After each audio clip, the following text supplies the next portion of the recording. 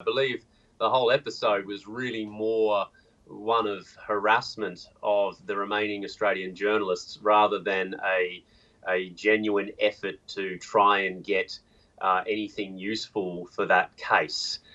Because in the end, we had quite a wide-ranging discussion with the police. It touched on things like Australia-China relations. It touched on things like, did you ever report on the Hong Kong national security law? What sort of channels of information did you go to? But it seemed to me the two of us, Mike Smith and myself, were kind of odd people to interview or interrogate if it was really just about that case. So it sort of felt to me like the whole episode was about harassment. Unprecedented things are increasingly happening there.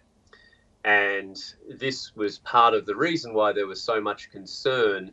The idea that a journalist would be detained is unprecedented, a foreign journalist in modern China.